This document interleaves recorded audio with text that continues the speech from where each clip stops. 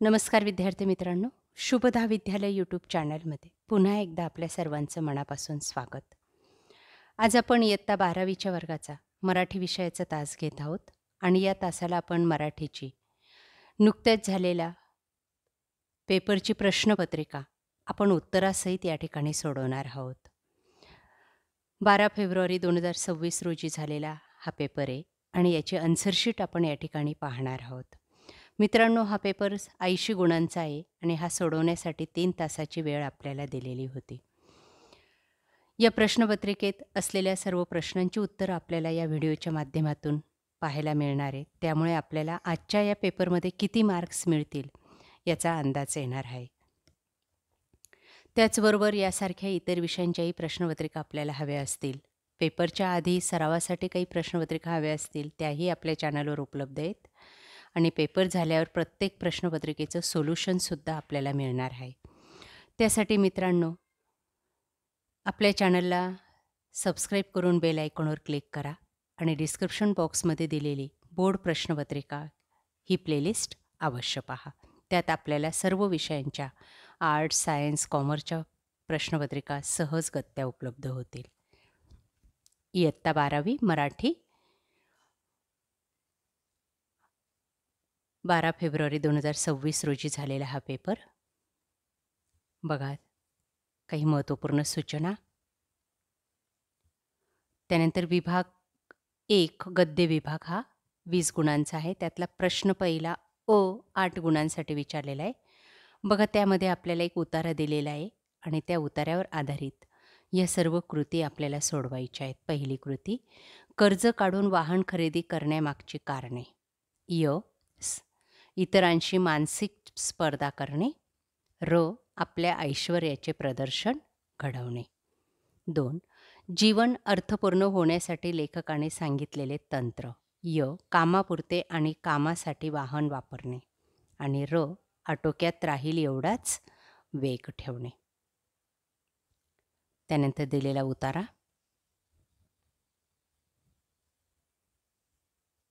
बघा, या उतार्याच्या आधारेच आपण विचारलेल्या प्रश्नांची उत्तरं सोडवलेली आहेत.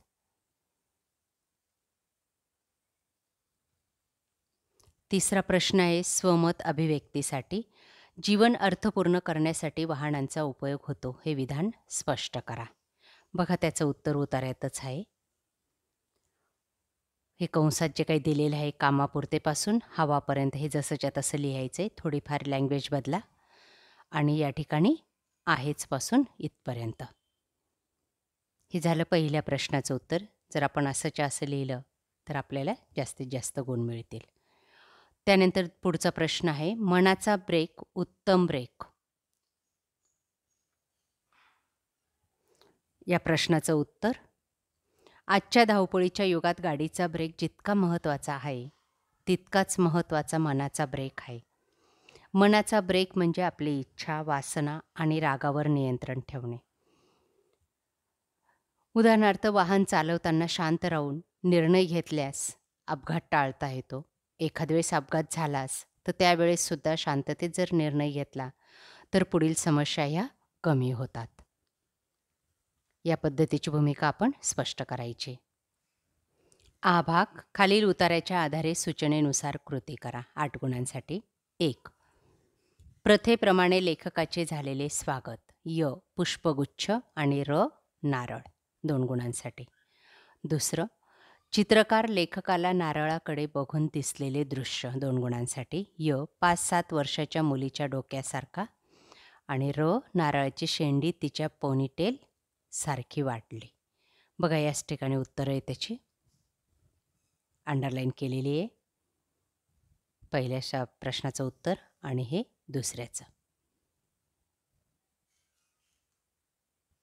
त्यानंतर तिसरा प्रश्न स्वमतासाठी. लेखकाने चित्रातून स्त्रीभ्रूण हत्येविरोधी दिलेला संदेश तुमच्या शब्दात लिहा. बघा, तो संदेश या ठिकाणी कंसात दिलेला आहे आणि त्याच्यापुढं हे लिहायचं आहे. पुढचा प्रश्न, समाजातील अनिष्ट रूढी याविषयी तुमचे मत. अंधश्रद्धा, बालविवाह, हुंडा प्रथा यासारख्या अनिष्ट रूढी आहेत समाजामध्ये आणि त्याविषयी आपलं मत या ठिकाणी मांडायचं आहे. या रूढी समाजाच्या प्रगतीला अडथळा आणतात. त्या त्वरित बंद झाल्या पाहिजेत. त्यामुळे देशाच्या विकासात अडथळा निर्माण होतो, समाजात विषमता वाढीस लागते, यासारखी उत्तरं लिहायची. ई भागामध्ये तुम्हाला पुन्हा एक उतारा दिला आहे 4 गुणांसाठी आणि त्यावर आधारित विचारलेला प्रश्न, जगाच्या दृष्टीने आजच्या युगाच्या गोष्टी. युगाची ओळख, अणुविज्ञानाचे युग आणि कॅम्प्युटरचे युग. बघा या ठिकाणी उत्तर आहे त्याचं. उतार्याचा पुढचा भाग पहा.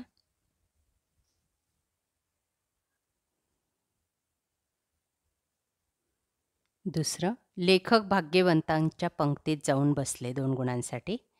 कारण त्यांना हक्काची स्वतःची वास्तू मिळाली होती आणि दुसरे जरी ते कर्ज काढून घेतले होते. बघा त्याचं उत्तर या ठिकाणी दिलेले आहे. ते उत्तर त्या ठिकाणी लिहायचे.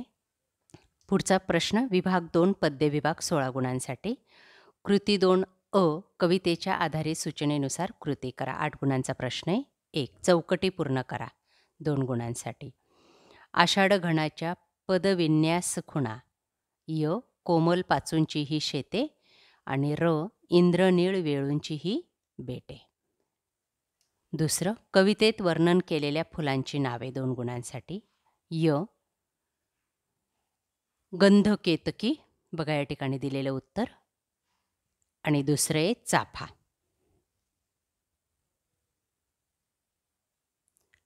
कविता बघा. त्या कवितेवर आधारित तिसरा प्रश्न आपल्याला विचारलेला आहे. अभिव्यक्तीसाठी आषाढातील पावसाचा तुम्ही घेतलेला अनुभव तुमच्या शब्दात शब्दबद्ध करा. बघा या पद्धतीने या ठिकाणी उत्तर दिलेलं आहे. आषाढातल्या पावसाचं वर्णन. आपल्याला घाई होत असेल तर व्हिडिओ थांबवा आणि व्यवस्थितरित्या उत्तर वाचा आणि लक्षात ठेवा. पुढचा प्रश्न आहे आ, खालील ओळींचा अर्थ लिहा 4 गुणांसाठी. कवितेच्या 4 ओळी दिलेल्या आहेत आणि त्याच्यावर आपल्याला अर्थ विचारला आहे.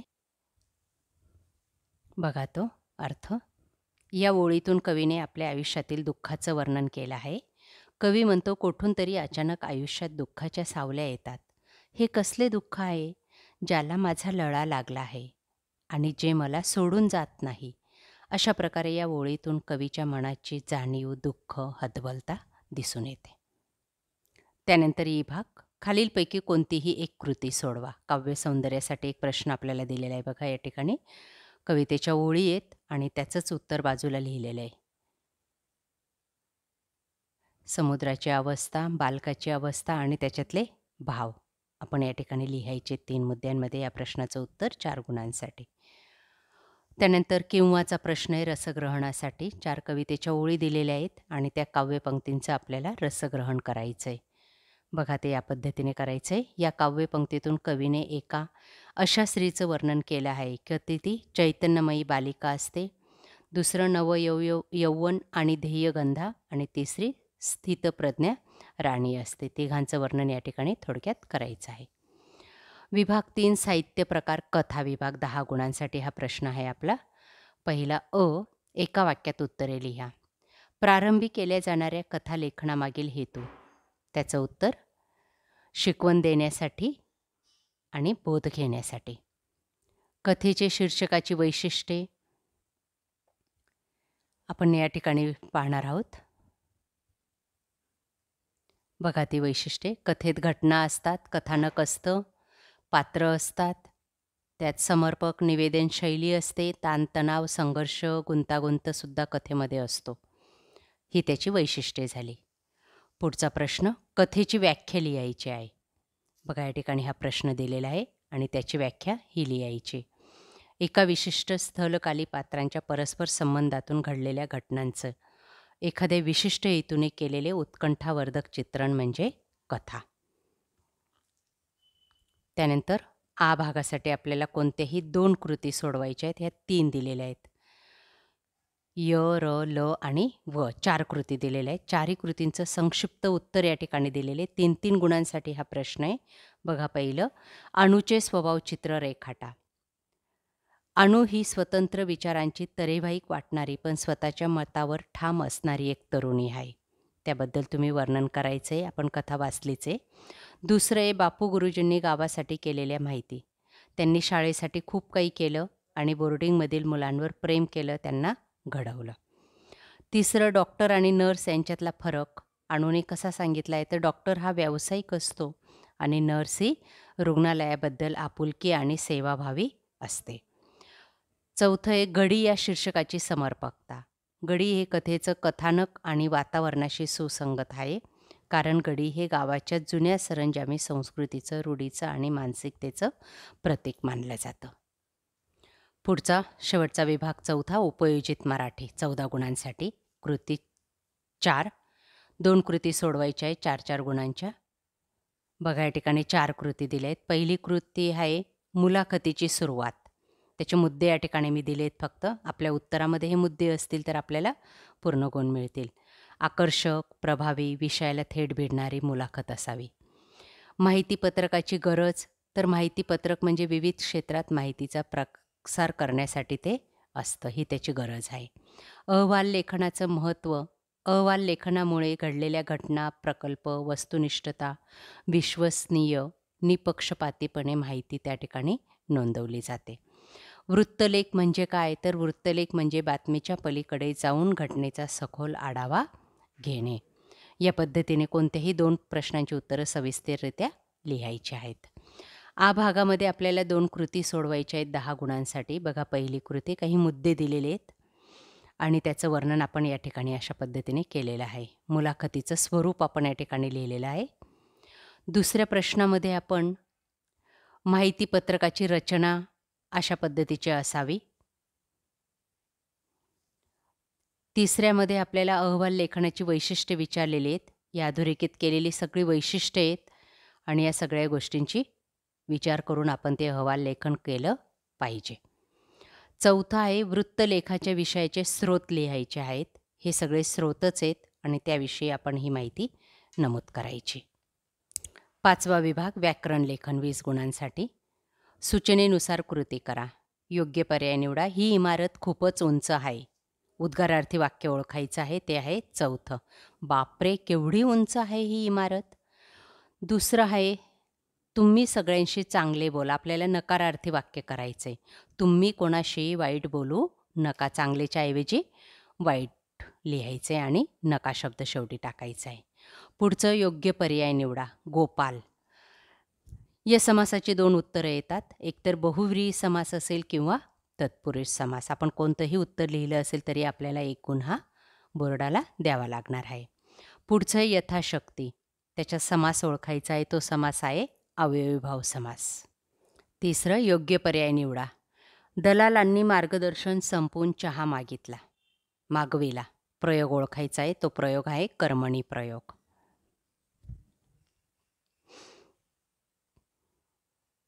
कारण की या ठिकाणी दूध घेतलं तर मागवले, क्रियापद बदलतं म्हणून ते कर्मणी प्रयोगाचं आहे. कर्माप्रमाणे ते क्रियापद राहतं. पुढचं एक कर्तरी प्रयोगाचं वाक्य ओळखा. ते आहे सुजाण नागरिक परिसर स्वच्छ ठेवतात. चौथा आहे योग्य पर्याय निवडा. कवितेच्या ओळी दिल्या आहेत आणि त्याचा पर्याय आहे अलंकार ओळखायचा आहे त्या ओळीतला, तो आहे अर्थांतरणे. चौथा पर्याय. त्यानंतर र मध्ये आहे ताजमहाल एक जगती तोच त्याच्या परी. या वाक्यातला उपमान ओळखायचा आहे, ते आहे ताजमहाल. 5व्यामध्ये साखर झोपेत असणे याचा अर्थ विचारला आहे वाक्प्रचाराचा. तो आहे पहाटेच्या गाढ निद्रेत असणे. साखर झोपेत असणे याचा वाक्यात उपयोग करायचा आहे, तो आहे राजू नेहमी साखर झोपेत असतो. कोणत्याही वाक्यात उपयोग करा. त्या वाक्यामध्ये साखर झोप हा उल्लेख आला पाहिजे.